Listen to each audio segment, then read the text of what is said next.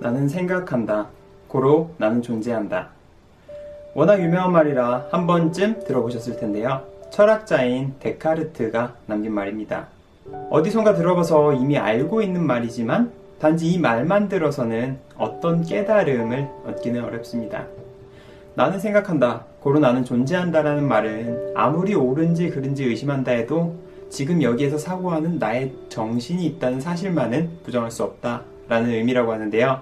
무슨 의미인지 알아도 그저 당연한 말로 여겨질 뿐 깨달음을 얻을 수 있는 것은 아닙니다. 이처럼 아무리 유명한 철학자인 데카르트의 말을 들어도 그다지 배울 만한 건 없어 보이기도 합니다. 그 이유는 아마도 우리가 항상 철학자들의 결론만 접했기 때문일 것 같은데요. 진짜 중요한 것은 나는 생각한다, 고로 나는 존재한다라는 결론이 아니라 데카르트가 어떻게 그런 결론에 도달하게 됐는지 그 프로세스를 이해함으로써 데카르트의 철학을 이해하고 거기에서 깨달음을 얻을 수 있습니다. 안녕하세요. 도서관에 사는 남자입니다. 오늘은 제가 최근에 읽은 책인 철학은 어떻게 삶의 무기가 되는가 라는 책에 나오는 철학에 관한 이야기를 나눠볼 텐데요. 철학이 과연 우리 인생에 어떻게 도움이 될까 싶지만 이번 영상을 보시면서 우리가 왜 철학을 배워야 하는지, 철학을 배워서 어떻게 써먹어야 하는지에 대한 힌트를 얻어가시기 바라겠습니다.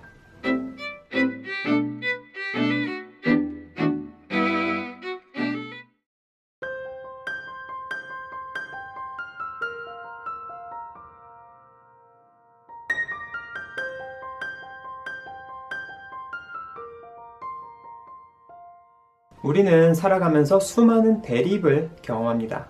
누구는 A가 옳다고 이야기하고 누구는 B가 옳다고 이야기할 때 끝까지 자기 주장만 강하게 펼치다 보면 결국 누가 옳은지, 무엇이 옳은지 해답을 찾지 못하게 됩니다. 철학 용어 중에 변증법이라는 용어가 있습니다. 변증법이란 대립하는 사고를 서로 부딪혀 투쟁시킴으로써 아이디어를 발전시키는 방법론이라고 하는데요. 쉽게 이해하실 수 있게 책에 나오는 이야기를 하나 소개해드리도록 하겠습니다. 두 사람이 올바른 교육법에 대해 토론을 하고 있습니다.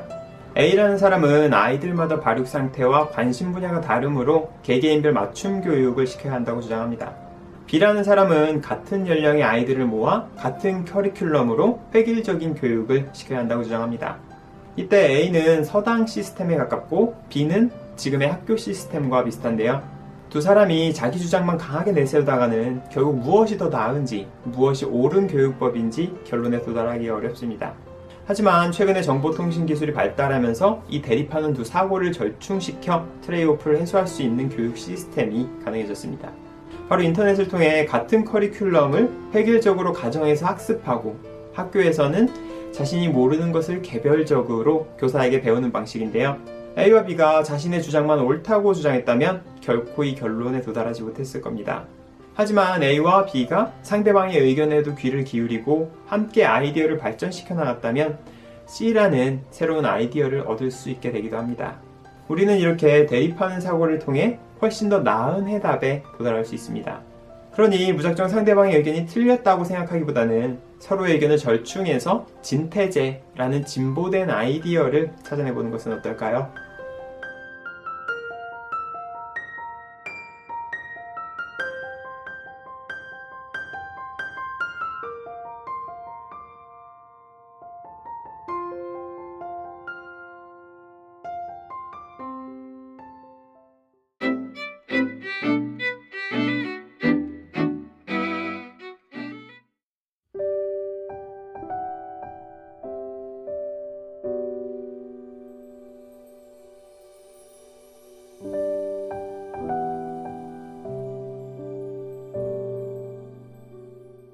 앞에서 의견 대립에 관한 이야기를 나눴는데요. 우리는 살아가면서 학교 생활이든 사회생활이든 나와 맞지 않는 사람과 함께해야만 하는 경우가 많습니다.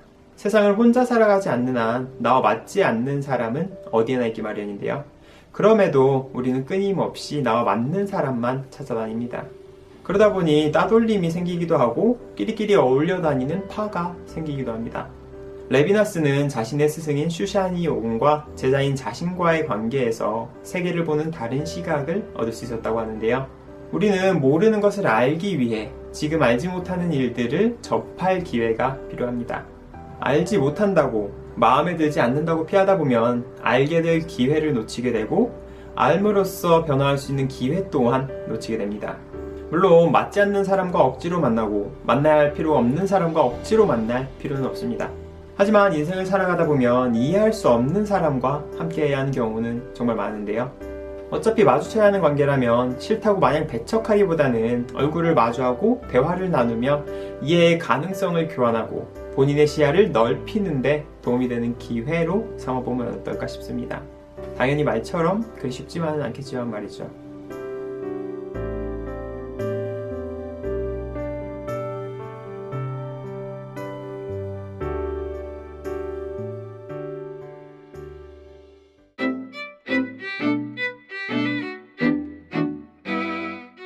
우리가 철학을 배워야 하는 이유는 무엇일까요?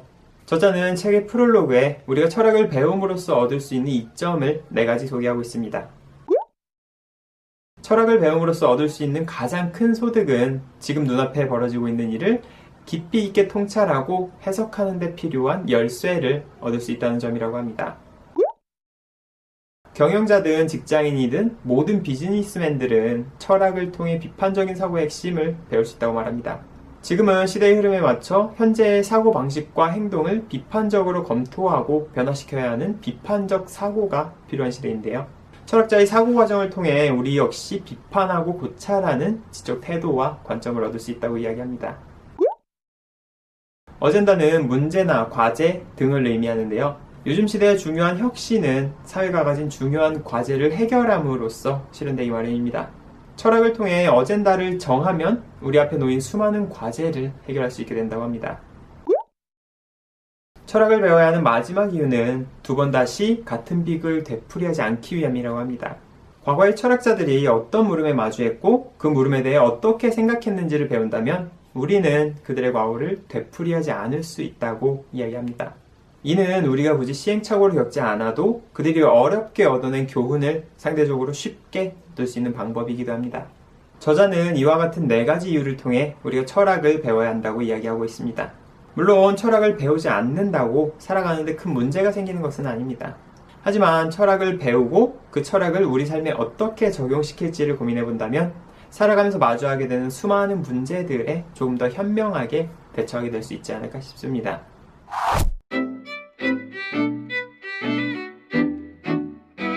지금까지 철학은 어떻게 삶의 무기가 되는가 라는 책의 이야기를 몇 가지 소개해드렸는데요. 이 책은 철학에 관해 이야기하고 있지만 철학자가 쓴 책은 아닙니다. 철학자가 아님에도 이런 책을 쓴 이유는 이 사회를 영위하는데 크고 작은 역할을 맡고 있는 개인들이야말로 철학의 본질을 알고 있어야 한다고 믿기 때문이라고 합니다. 이 책은 철학과 사상에 관한 50가지 개념을 소개하고 있는데요. 저자가 컨설팅 일을 하면서 많은 도움을 받을 수 있었던 개념들이라고 합니다. 저는 이번 책을 읽으면서 철학을 왜 배워야 하는지, 철학을 어떤 식으로 활용해야 하는지를 배울 수 있었습니다. 앞에서도 잠깐 언급했지만 살다 보면 수많은 문제들을 마주하게 됩니다. 하지만 우리가 경험해 본 적 없는 문제는 답을 찾아 나가는데 정말 많은 시행착오가 필요하고 많은 노력과 시간이 필요합니다. 하지만 이전에 비슷한 문제에 대해 많은 고민을 하고 현명한 답을 찾은 사람들의 사고를 배울 수 있다면 시행착오를 조금이라도 줄여서 내 삶에 더욱 집중하게 될 수 있지 않을까 싶습니다.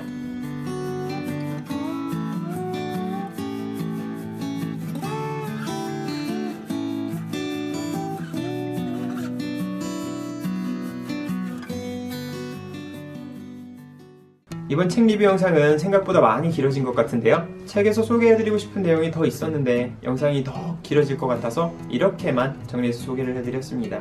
저도 철학에 관심을 가지고 있었고 공부를 해보고 싶은 마음도 있었지만 어떻게 공부를 시작해야 할지, 무엇을 공부해야 할지 몰랐는데요. 이번 기회에 철학에 조금 더 가까이 다가갈 수 있었던 것 같습니다. 어쩌면 철학을 배워야 하는 이유와 책을 읽어야 하는 이유가 비슷하지 않을까 싶은데요. 현재 해결되지 않는 문제들이 너무 많다면 이번 기회에 가볍게 철학 공부를 시작해보시는 건 어떨까요? 책의 글귀를 마지막으로 이번 영상을 마칠까 하는데요. 이번 영상이 흥미로우셨다면 좋아요를, 다음 영상이 궁금하시다면 구독을 눌러주시기 바라겠습니다.